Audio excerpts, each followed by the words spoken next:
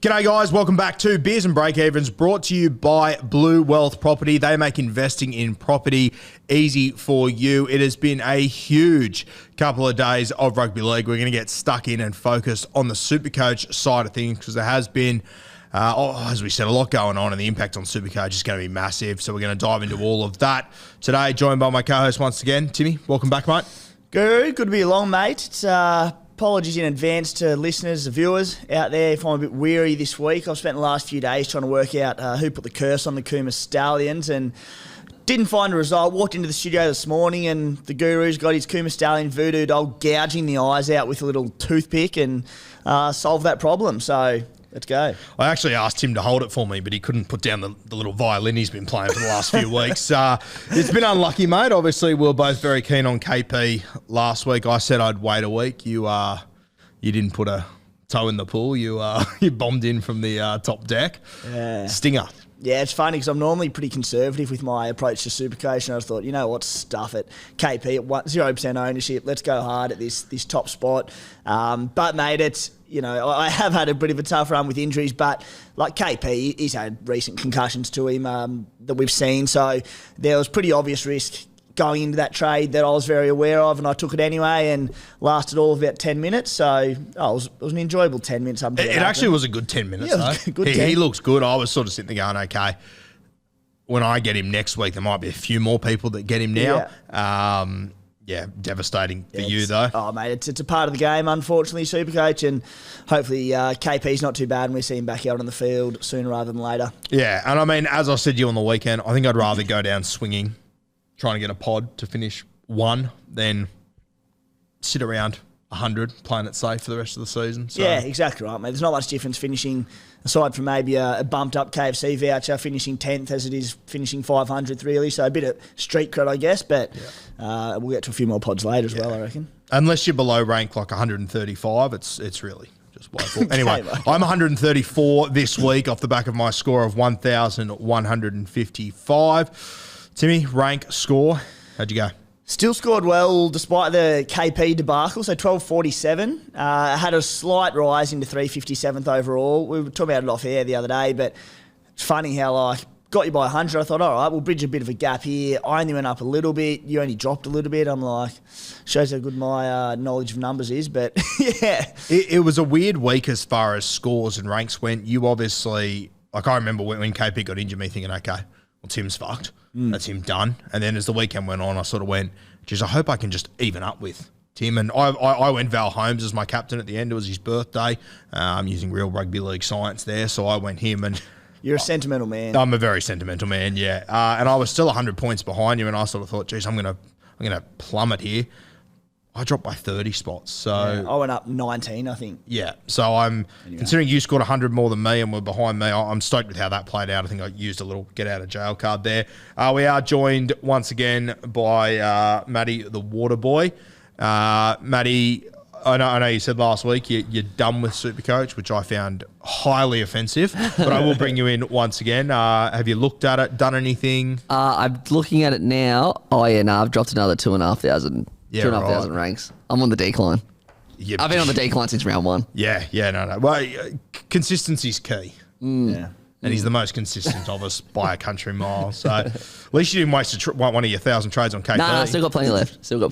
Yeah, nice. Little victories. Little W's. I think I still got Pappenhausen though, so. Of course you do. Yeah.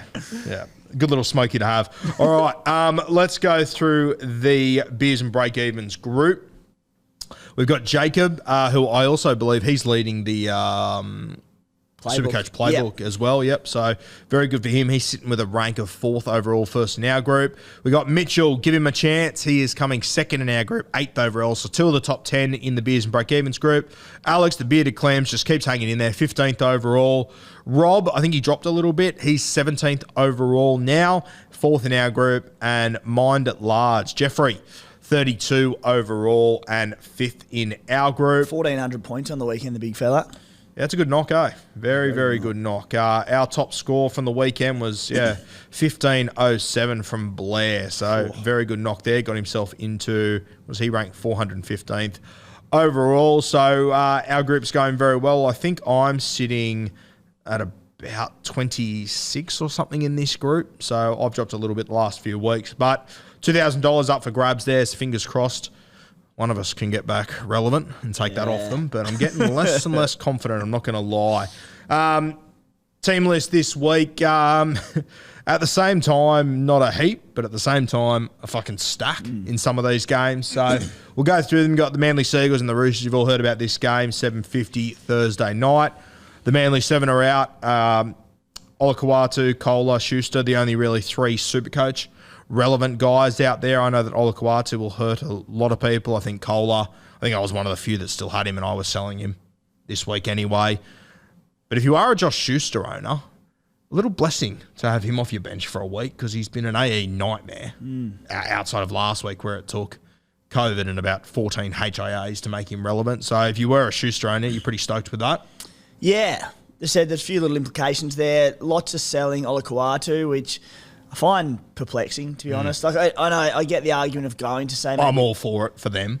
Go ahead. Please do it. Sure. Yeah. Go for it. But prior to...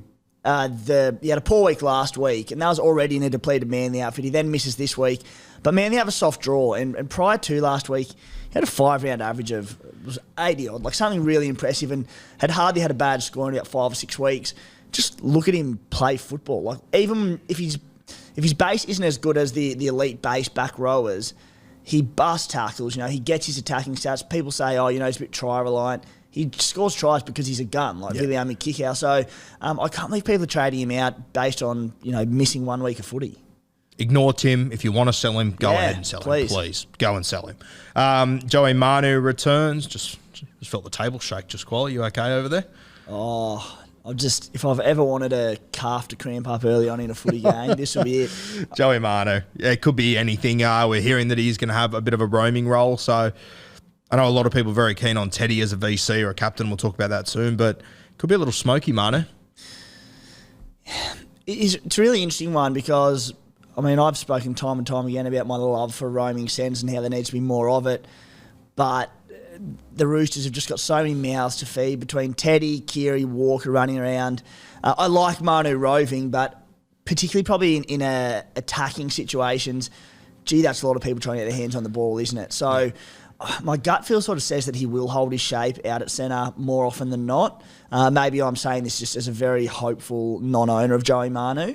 I'm excited to see how it does play out because if Robbo can get him roaming in around amongst that spine effectively, dear Lord, that could be anything. For sure. And I'm hoping that Nat Butcher gets tackled a metre out from the line on a couple of occasions.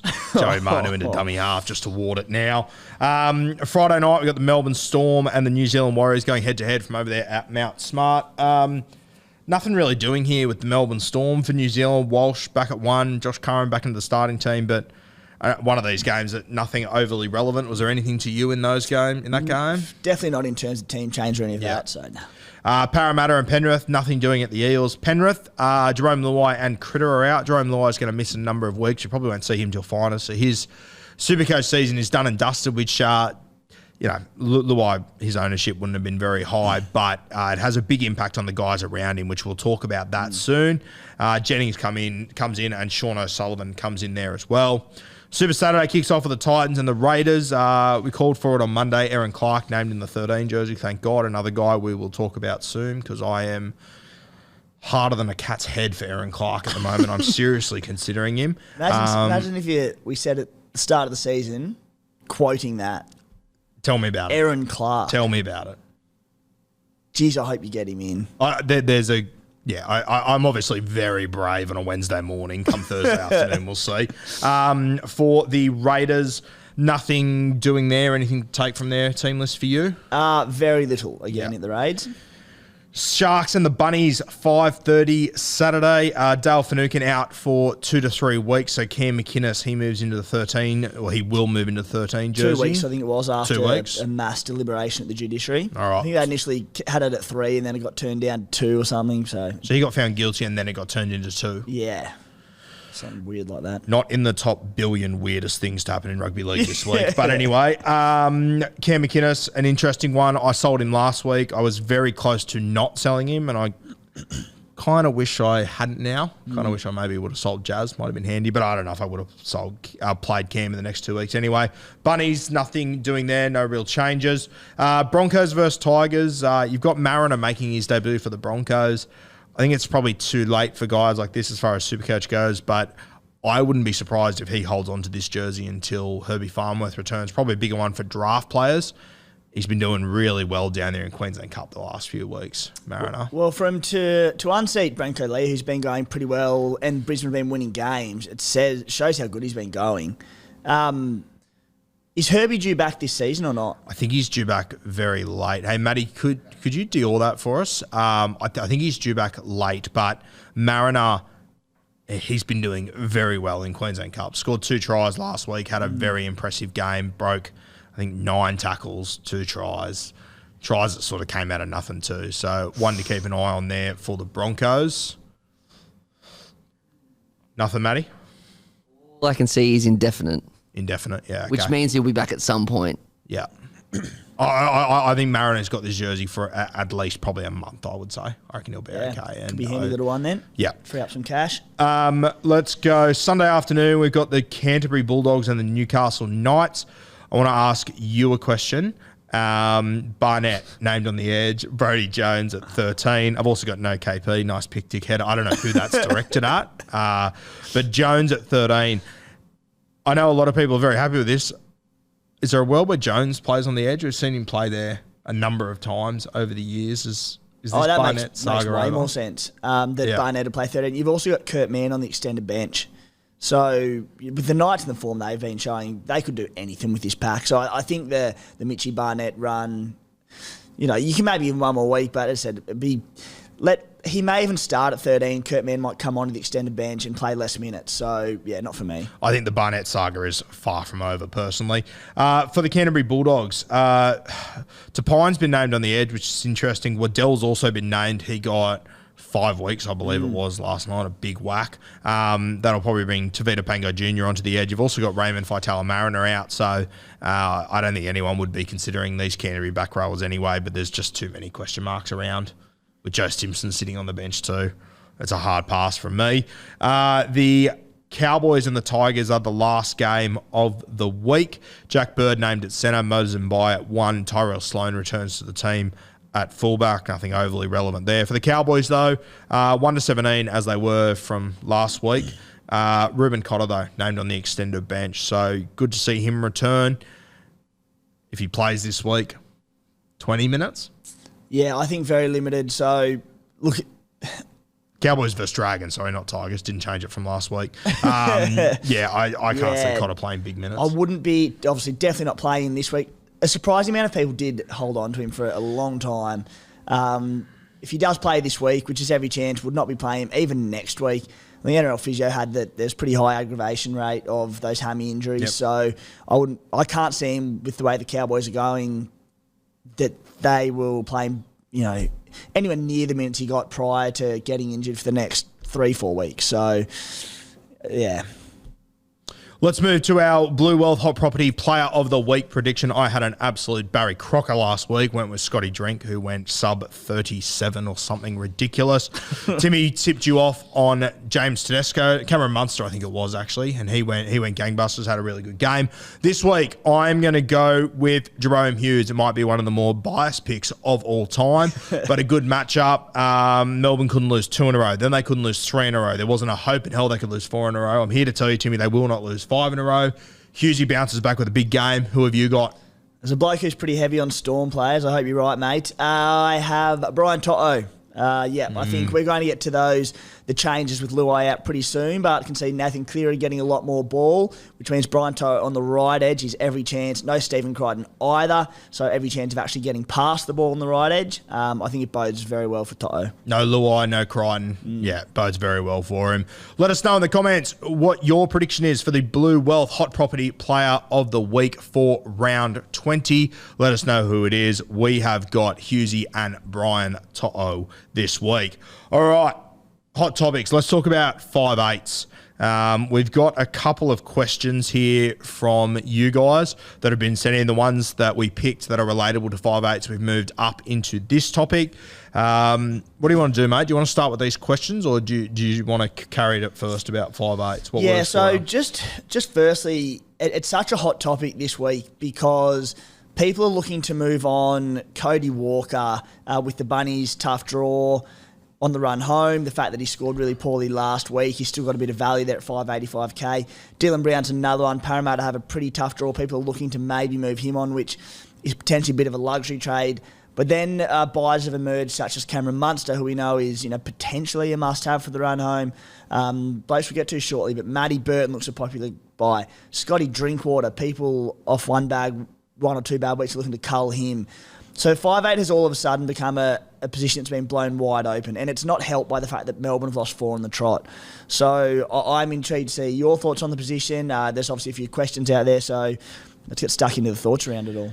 I guess the first one for me, I'm a Scotty Drinkwater owner. I was very high on him last week. He is carrying my entire draft team on his shoulders at the moment after one of the worst fortnights of my draft fucking career. So Drinky... I was considering moving him on this week, to be honest with you. I had to listen to the playbook last night, and you might have sort of convinced me other ways. I think it was either you or Darushi that mentioned that after his last poor performance against Penrith, I think he scored 12, he went on a real tear for the next few weeks after, and he has got a good run the next few weeks, so I'm sort of leaning towards keeping him now, but a big part of the reason why I was looking at trading him was because I want Matt Burton. I think he's going to have a really strong finish to the season. I think it was Darushi last night said something like he's averaged 88 in the last 7 weeks or something. I've watched him quite a bit. I'm very impressed. I think Canterbury have sort of turned a corner, and I spoke last week about Newcastle with the team they've got on paper that towards the back end of the season, now that the pressure's off, they'll start to play some footy. I think Canterbury are that perfect team at the moment. They could make finals, but it's looking incredibly unlikely. They're just playing free-flowing footy, and every time they score points, it pretty much has to have something to do with Burton, and if it doesn't, he'll throw the 2 points over after. So he's a guy I'm very keen on, and I guess that can take us to our first question from @NRL Laughs. Is Burton the new superpod?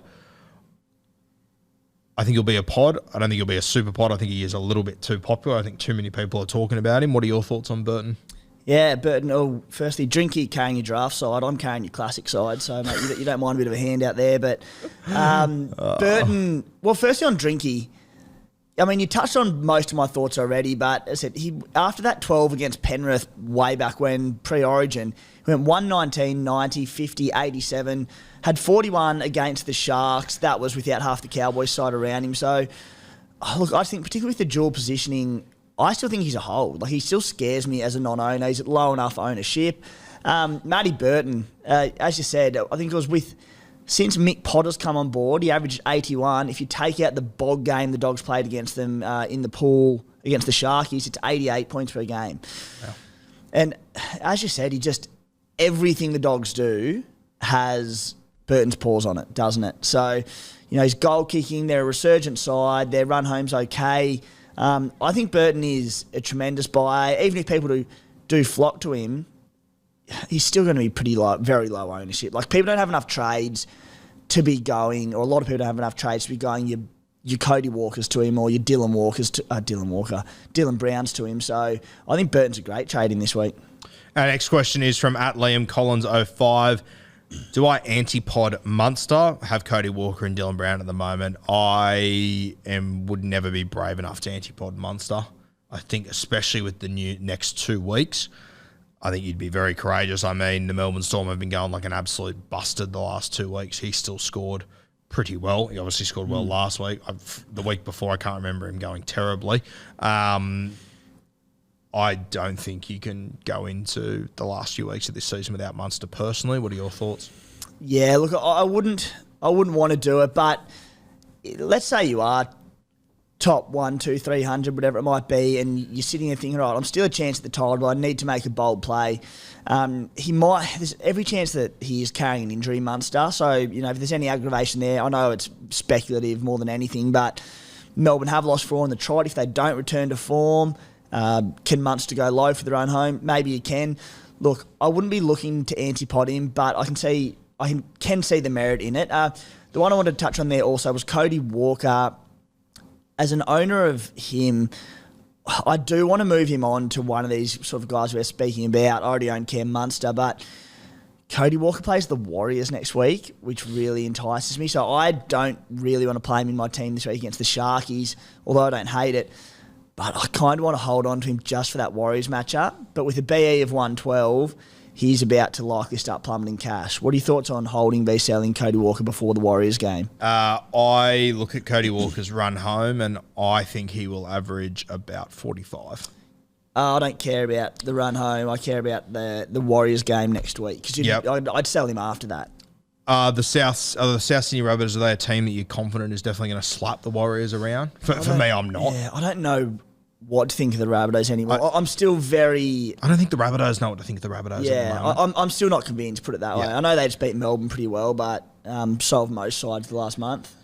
With that break even, you're going to lose a bit of coin there. I don't know what your money situation is. But yeah, put it this way. If I was playing Cody Walker in draft against the Warriors, I wouldn't be crazily concerned, to be honest with you. Yeah. I can flip Cody to Burton, which for only about it's only about 30k. I mean, there's been games in the last few weeks where, we probably would have said the same about the Titans. He scored 59. Yeah. Munster's going to do that on an average day against the Dragons, 34. And then, he scored 119 against Newcastle, but he had to do a lot to get 119. He had to do an absolute heap. He killed it. So I've never been keen on Cody all season. As I've said a few times, I had him in draft last year, and he just has to do so much to score. Dylan Brown's the other one. I looked at Dylan Brown heading into round 17 and thought if you pair him up with your mate Sean Lane, might be a decent little pick. But Brown's a guy I haven't really looked at for the run home at all. I'm pretty happy with my 5/8s. What are your thoughts on Brown? They have a tough run home. So obviously Penrith this week, Manly, Rabbitohs, Dogs, Broncos, Storm. Really tough run home. Sorry. So I wouldn't be buying him. In terms of selling, I do think it's a bit of a luxury trade because, look, he's averaging 70 points for the season. His base of 35 for a half is exceptional. It's probably, without checking, nearly be second to none in the position. 573k, so there is value there, but I think you'd probably want to have 5+ trades left to pull the trigger. I'm sitting on 4 at the moment, so I'm actually not a Dylan Brown owner, but I'd be reluctant to trade with anything, less than 5 trades because he's not matchup proof, but even if the Parra do get smashed in the game and he doesn't deliver attacking wise, hopefully that base can get you to sort of 40 to 45 minimum. Yeah. Did you say you've got 4 trades left right now before this weekend? Yeah. Yeah, okay. Sweet. Okay. What about our last one? I guess from Joseph Flanders, what do we think to do with Drinky? Worried about being hooked? I'm just going to back Drinky in to bounce back from this. I think it's pretty evident with Drinky that he's an incredibly talented footballer, but when he's off, he's off. And I think he's shown this season that he can have those games and then bounce back next week and be the best player on the park. And I think we're at that point where Todd Payton probably understands that and is aware of it. I think Drinky's also, had to do one of the longest walks around a stadium when he got hooked the other day. So I just think he's going to bounce back. As we said at the start, I can understand you trading him, and I considered it during the week. The closer I get, I think I am going to hold him. People keep saying hooked. Last time the Hammer was on the bench and they had this situation, I recall Scotty Drinkwater coming off with 15 minutes to go, and that wasn't because of poor performance. He had a stinker against the Tigers, don't get me wrong, but I thought that was always going to be part of the plan. To take Drinkwater off Hammer? Yeah. They did it earlier in the season in the exact same circumstances. First game back where Hammer's on the bench. Wasn't he having a stinker in that game too, though? I'm pretty sure it was the Penrith game. Has it happened more than once, or was it just those twice? I'm pretty sure it's those twice. There was once that he came off for a HIA, but then I'm pretty sure the Panthers game. The Knights game, the one before, maybe that was a HIA. Yeah, and then I'm pretty sure, didn't he come off in the Panthers game? Panthers game, he played 77. So, yeah, there were games where he played 64 minutes against the Knights and then 69 against the Tigers. Yeah. I'd have to check, but I reckon there's every chance Hammer came off the bench in those, and that's the way Peyton opted to do it. Yeah, okay. So, but don't get me wrong, like he was poor in that game. But what it does mean, though, is that if I am right, and that's part of the plan, that he could come off with 65 again. Yeah. But on that, as we said, like Dragons this week, Dogs next week, then the Roosters, then the Warriors. Those three of those 4 matches are really nice for him, and I'm with you. I think he's done enough this season. I mean, I'd back him in to say he can bounce back. And I mean, the reality is in the modern game, you only need one HIA suspension injury during a game, and anything. It's been taken out of the water. Hammer fills in anywhere else. So, They're also one backline injury away from Hammer starting, and again, it doesn't become an issue. Yeah, he's averaging 69 this season, Drinky. All right, should we move into the other non-5'8" questions? Is there anyone else you want to touch on?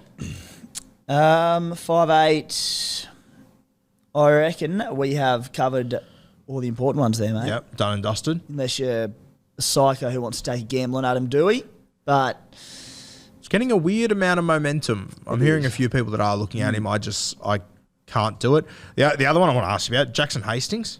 I mean, I don't think he's playing a role there that allows him to have a huge ceiling, but he is getting through a heap of work. I think he scored 60-odd on the weekend. I think his ownership would be very low. I think you want your ceiling guys now, don't you? Your love for Jackson Hastings knows no bounds. It's in Ronald Volkman territory at the moment. He's getting there. Yeah, if the Warriors want to let me know what the fuck's happening with Ronald Volkman too, reach out. I'd really appreciate it. But anyway, yeah. Hastings, I just think, as I said, uncertain role. What's happening to the Tigers, God knows. I can't do anything around the Tigers at the moment just because I don't trust them. Yeah. I guess the last name that's been thrown around is Ezra Mam. Surely you move him on. I know he's playing well. Brisbane are going well. I mean, I thought he played a top shelf game the other night. Scored 55. Yeah, I'd be moving him on. He's been very solid, done a terrific job for owners, but I think there's far better 5'8" with, as you said, higher ceilings. Yeah. Okay, our next one comes from Mass Fay. It says, Reynolds as a pod. I love Adam Reynolds. I think he's been one of the form players in this competition. There is pretty much nothing that Reynolds could do that could make me think I need to bring him in. I don't know if that's unfair to Reynolds. He doesn't scream Supercoach player to me regardless of the points he may score. Had a good game on the weekend, scored a try off what we both thought was a pretty blatant knock on. Points are going to come through him, but he's not a guy that I'm willing. He could chuck you a 25 on any given week and still play well. Yeah, I mean, he's having one of the best years of his career and he's averaging 65 points. Whereas there's 5'8" who, and like in that time, he's got a top score of 115. His second top score is 100. You've got your Munsters and your Burtons who can go big and can go really big. I think Burton hasn't quite got there yet, but you know it's in him. He went 126 on the weekend. And then on top of that, as I said before, Brisbane's draw was a little mixed. So there's games against the Roosters, the Storm, the Eels. I don't mind it for outside backs where you can start based on matchups, but like, would you feel confident playing in a few of those matches? Probably not. Not for me. And I mean, I get to the end of games with Reynolds and look at his score and go, 110, that's a good knock. And then I think, set up 4 tries. Like he has to do so much to score points. And at the moment he is doing so much, 100%. But I mean, he's played really well for the last month or so. He's had a 94. His next best was a 63. Yeah, your halves fullback combinations, we put them in the same category because we got Nico Hines who can swing between the two, whoever owns. As far as I'm concerned, your halves have to be Hines and Cleary, and then your fullbacks are, there's a few combinations you can go with, but generally speaking, maybe Latrell and Teddy, unless you're a KP owner and can't get rid of him for Latrell. Suck to be in that position, but anyway. Outside of their game on the weekend, in the 4 weeks leading up to that, he had sub 50 base stats combined in those 4 weeks. Yeah, so if the attacking stats don't come, 7 against the Drags. Yeah, it's a hardest of passes. Respectfully to Reynolds, absolutely killing it, just not for our Supercoach sides. All right, Kiwi Trent 86. I was scared that Matty was going to stand up and coward punch me there when I was talking about Reynolds. But anyway, Kiwi Trent 86 says Murray or Nanai. I don't have either. I'm not looking at either. I know you're keen on Murray, but as we said on Monday, Nanai. shit just keeps happening around him. I don't know how to explain it. I don't know how to predict it. But it just keeps happening. What are your thoughts on this one? Nanai, definitely not, because, as I said, it does keep finding a way to happen. But he bases 38 for an 80-minute back row, which is pretty poor. Look, he's got a 5-round average of 83, and he's on a tear. But, like, prior to that, in the first 10 rounds, he had one score over 63, which was a ton. But in that time, he scored a hat-trick against the Broncos. He also had 4 scores under 40.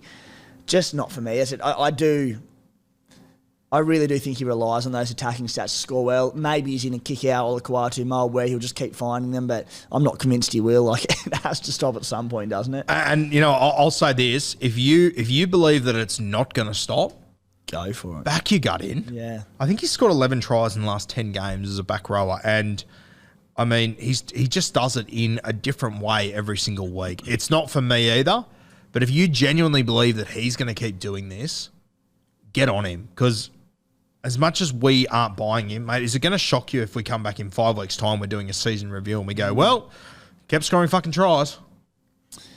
What? Yeah. Why? About Cam Murray, what? How could you not be excited about him? Averaging 71 this season, got eased minutes through the origin period, played 80 minutes on the weekend. His ownership, 4% of the top 100 own him, all the way through to 9% of the top 5,000. Look, how could you not be keen on Cam Murray at $586K to boot? Yeah, and I think if you are going to buy Cam Murray, I think this is the week to get him. Got the Sharkies this weekend, into the Warriors, and then you got Parramatta, Penrith, Cowboys, Roosters.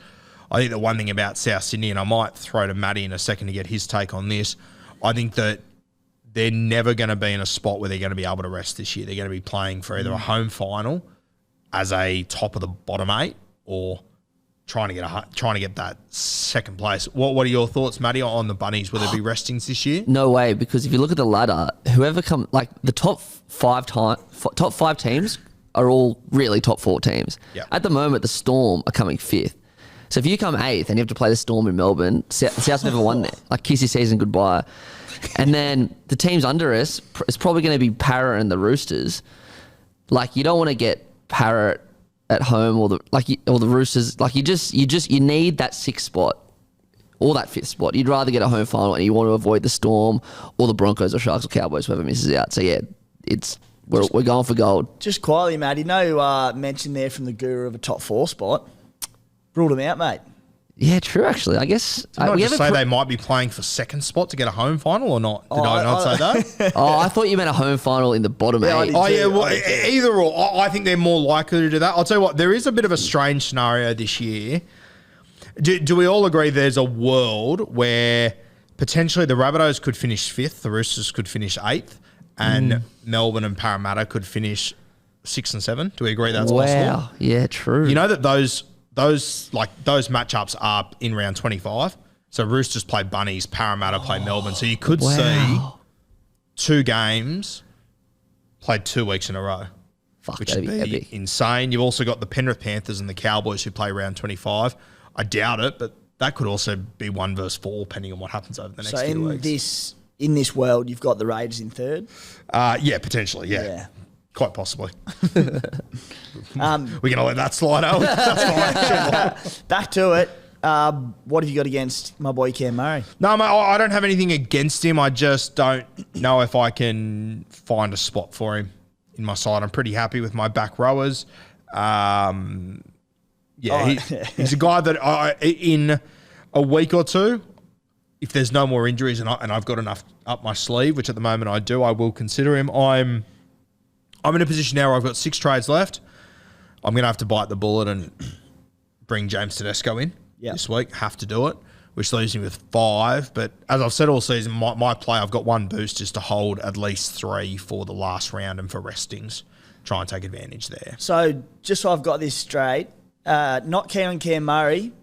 Aaron Clark could be coming in this week, though. Aaron Clark, I am seriously looking at, And look, I'd explain it to you, mate, but guys in the top 50, top 150, we just see it differently. I'm not going to waste my time on you. You stuffed your insult there by trying to claim top 50. No, that hurt. I could feel it coming too. But no, Mate, should we talk about Aaron Clark? Yeah, you should. I should, yeah. He's a guy that I'm seriously considering, and I listened to you talk about him last night. You made a really good point. I don't think anyone's got the trades to be able to do it. I do. I'm seriously considering him. He's played 58, 54 minutes the last few weeks. I mean, he might be the best footballer on the Gold Coast right now. He has been on fire, 84 and 74. He is just bouncing off tackles. It's very... The way that he's breaking out of tackles is like Brandon Smith-esque at his sort of best. He is just an absolute goer. He gets his hands on the ball so many times. I wouldn't be surprised if he comes out and plays 65, 70 minutes this week. And I wouldn't be surprised. Is that a big... I mean, he played 58 and 54 the last 2 weeks. He's starting now. I see him at the end of the games and he's not gassed. I think he's got plenty more to offer, Aaron Clark. So I think more people should be considering him. Yeah. So he has. I'm just looking at games where he's played. Granted, this is obviously at hooker. Yeah. Where he's played bigger minutes this season. 70 minutes back in round 13 for 72 points. 63 minutes for 41, 64 minutes for 51, 72 minutes for 40. So not terrific, but I suppose the idea is that he's playing lock and he's running the ball. He's running the ball, and that's what makes a difference. You look at his evading stats the last 2 weeks, 36 and 24. I mean... Yeah, right. So 5 tackle breaks last week, 9 the week before. Yep. That's... I seriously think people should be considering him. If I had one more trade... which, fuck, I've flushed a few this year. If I had one more up my sleeve, I would definitely go him. But I think I just want to have those extra trades and be able to use my boost in the last week. And I'm sort of hoping that most people take your viewpoint and don't get him, because I think if you do, he could be a huge point of difference. Would you want another week just to see those minutes play out? Ideally, yeah. And there's a good chance that I could go him next week. I can afford to do it. Because there's a lot of risk in doing it this week. If he could get benched come game day and play 40 minutes. On form, you'd hope not, but who knows what Holbrook will do. If you would give it a week and he comes out and plays 65, 70 and kills it, you're like, all right, he can't not play those minutes again. I just think the Titans as a franchise, their interest should be winning a game of football soon.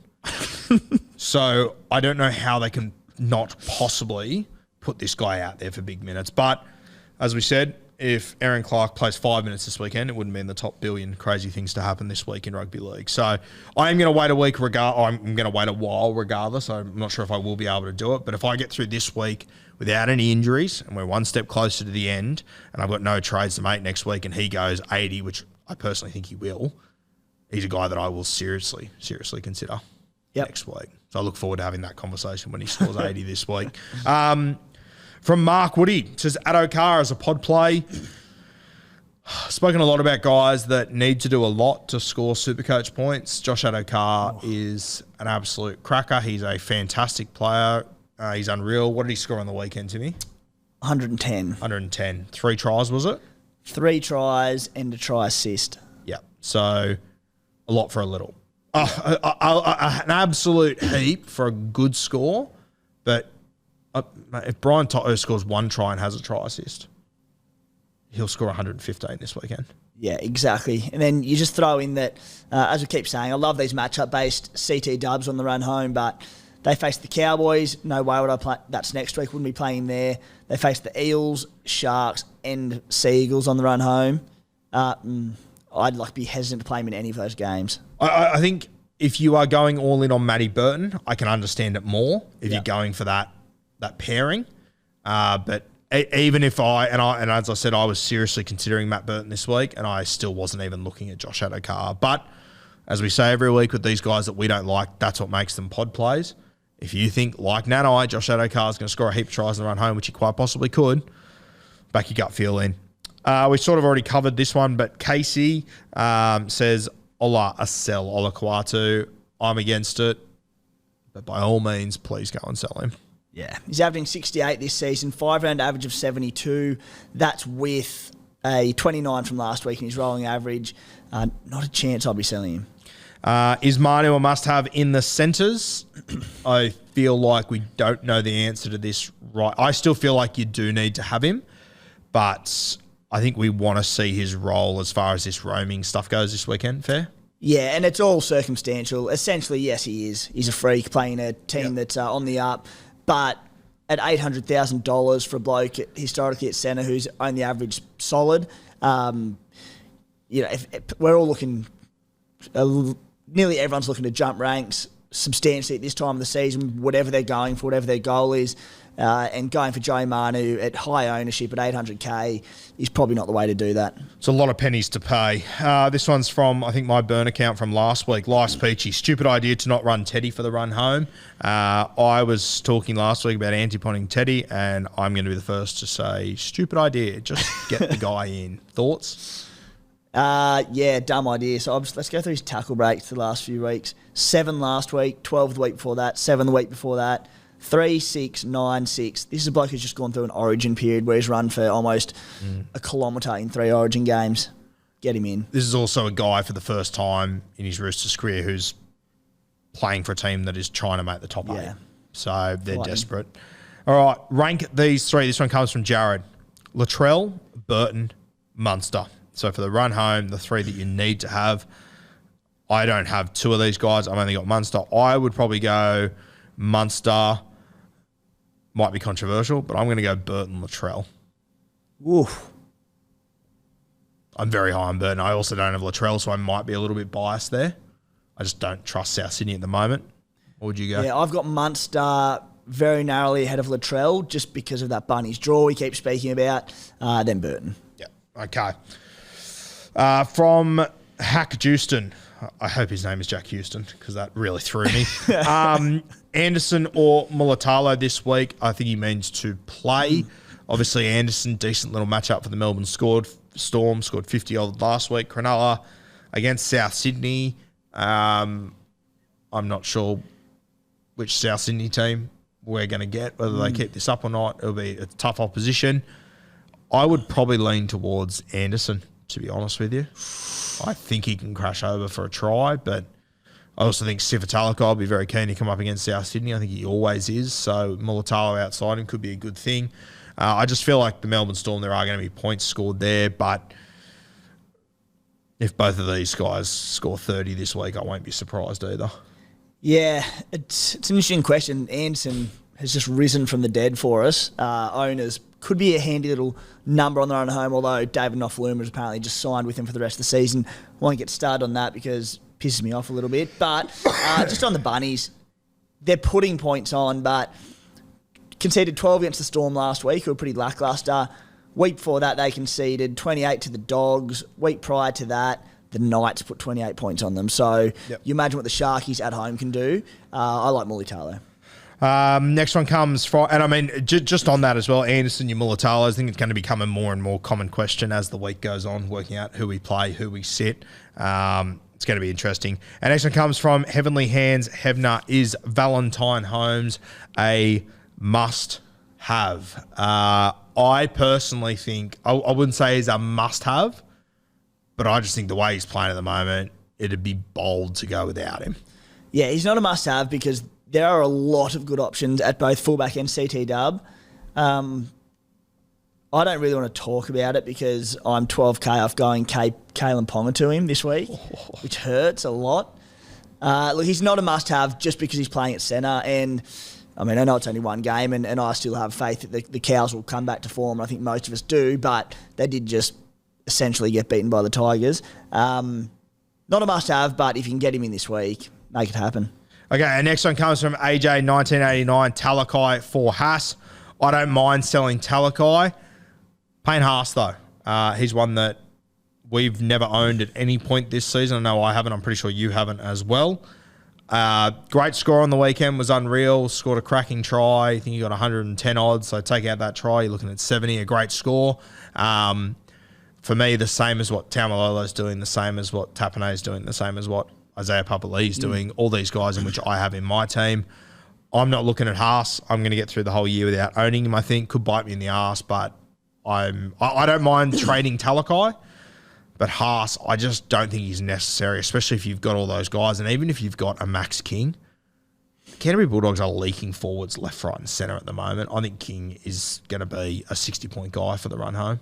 Yeah, and I'm very much the same. I mean, he returned with a bang, sort of made us remember pretty quickly how good a Supercoach player he is, but he just doesn't jag attacking stats that often. What he does is in base and offloads often, and he's one of the best front rows in Supercoach. But like prior to that ton, in 7 games before that, his top score was 62 points. Now, you mentioned Papalitis, Taumalolos, Tapanis. I just don't see him coming in and scoring substantially more than these guys to warrant burning another trade at this time of the season. Maxi King's ticking along well. Look, if you've only got 2 front rows and you're looking for depth there and wanting another player, or you've only got, say, maybe a Tapani and a Max King, all right, cool, get him in. Great trade, but do we really need him? I don't think we do. Yeah.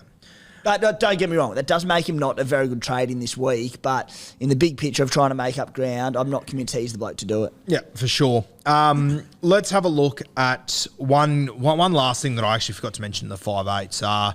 Jerome Luai's out. Sean O'Sullivan comes in. For me, this worries me a lot. Sean O'Sullivan, he is a run-first, pass-second 5'8". I think he's a good footballer. I had Reece Walsh in my draft team last year. We spoke about this off mic before. And watching him never get any ball out the back of Sean O'Sullivan frustrated the living hell out of me last year. I just had a quick look this morning at his games from earlier in the season. Sean O'Sullivan was when Nathan Cleary was out, round 1 against Manly, had 70 touches of the ball, only passed the ball on 46 occasions, only kicked it 11 times in this game, I think it was. So he runs a lot. He takes a lot. And credit to him, I like that about halfbacks. If someone's not in a better position than you just take the run. I appreciate that in 7s and 6s, but I think Sean O'Sullivan does it a little bit more than the average bear. I'm worried about Isaac Tungo. He's in my draft team. He's in my class team. I'm worried about him. I'm worried about Taylor May. And if I was you, I'd be worried about Kikau as well. What are your thoughts? Yeah, I'm not thrilled about it. As a Kikau Tungo May owner, very concerned, particularly in a game against the Eels where like it could be a low-scoring sort of grind where there aren't too many points scored. So, very concerned. I was hoping that maybe it was going to be a case of he just distributes early and gives that edge early ball. But upon hearing you speak about and having watched him quite closely about taking the line on, I don't like it. So. The other thing is Cleary's going to get a stack more ball on the right edge, particularly good attacking ball.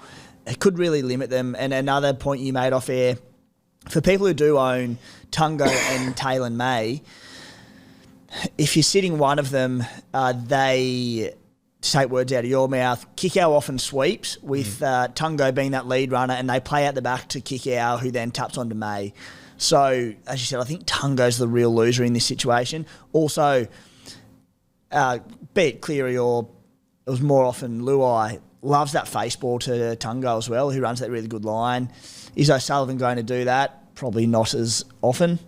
And I think also it sort of pushes Nathan Cleary to step up even more, which makes them more right side dominant, in my opinion. And also I think it means that Nathan Cleary, he'll do the vast majority of the kicking, which he does anyway, but even more so now when we know that Cleary being a right footer, I think he'll kick more over to the other side.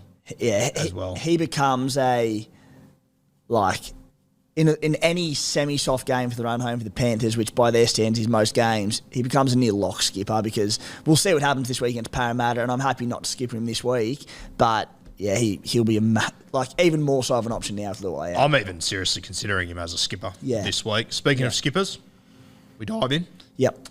All right, so this weekend, obviously it's headlined by the first game, James Tedesco, potentially Joey Manu, up against the Manly Seagulls. I think you'd be brave to go against Teddy here. I love a VC option. I would probably go with Teddy here, but the argument to just straight see him against Manly, it's pretty fair, isn't it?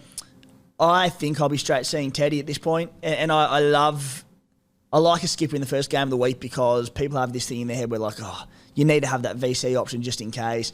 I've spoken about, I think, the VC loop is overrated and people worry about it too much. It's like if it happens and you're in that position, sweet. I haven't even looked like doing it this season. I think outside of... I don't even know if I did in the bye rounds, to be honest. So because people have that thought and that a lot will VC him, straight see him, and then people cop the AE if he does go nuts, I like him. And I mean, this was the exact situation I found myself in 2 weeks ago. Sorry to open old wounds, but with Joey Manu, Very so. And the mate I was with just said, VC, why would you captain Wade? I just think he's going to explode here. Like, why not? So, yeah, if you believe Teddy is going to go big, I do worry that Manu could maybe stifle him a little bit in this roaming sort of role, but the team that Manly have put out, especially out on their edges where I think Teddy can really get them and through their middle as well. I think I will VC him. Munster versus the New Zealand Warriors is an interesting one. I said before I thought he went 80 or 90 last week. He only scored 60, but Melbourne, surely they're bouncing back this week, right? Yeah, and if it was any other time, basically in the history of footy, you'd just lock in a Cam Munster as a skipper. But, what if they don't?